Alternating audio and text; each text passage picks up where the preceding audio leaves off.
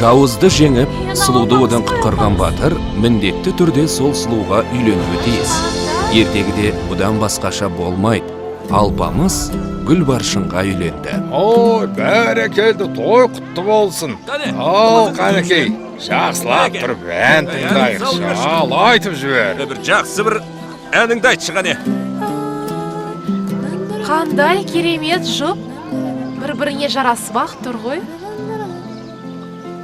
Қандай екі жас, қандай сұлу.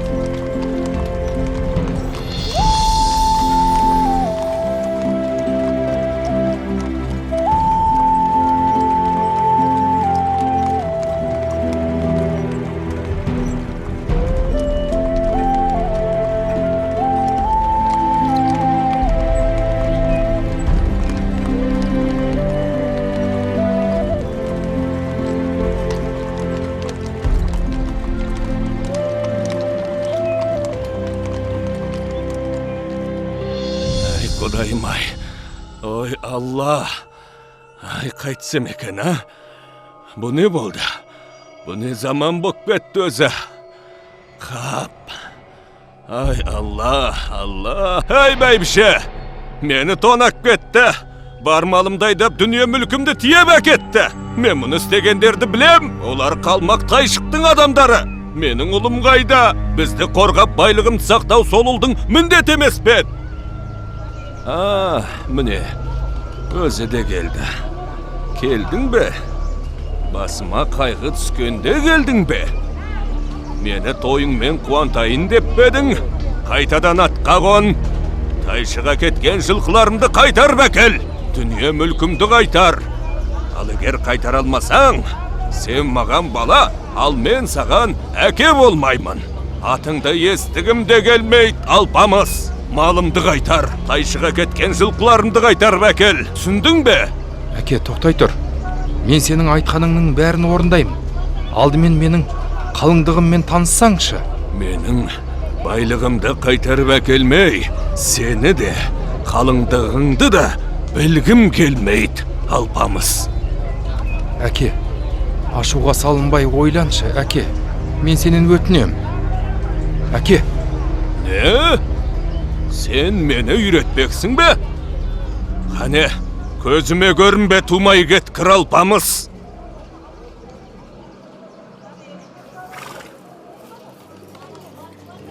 Ал жыған шал, осылай қалай болса солай сөйлеуге бола ма екен? Егер мен бір нәрсеге ұшырасам, онда өзіңді өзің жеп өкінесің ғой әлі.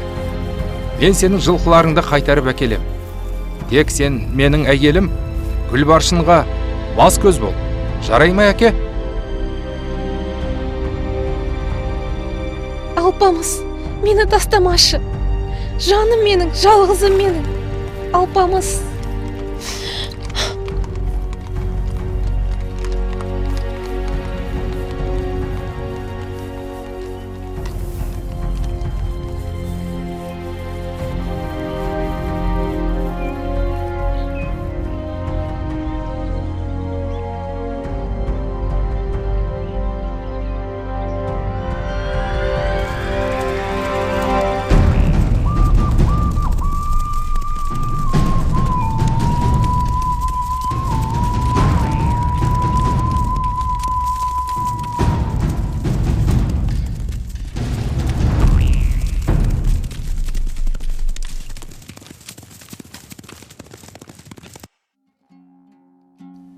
жақсы келін қызындай, жақсы күйеу ұлыңдай.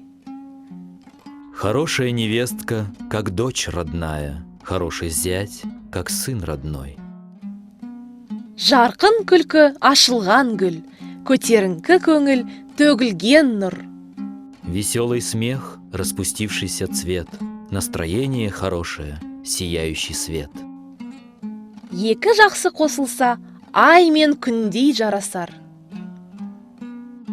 Хорошая пара, как солнце и луна, в согласии живет. Ана алдында құрмет, ата алдында қызмет. Уважай мать, помогай отцу.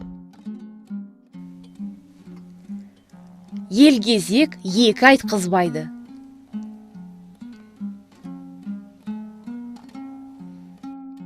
Послушный не заставляет дважды повторять.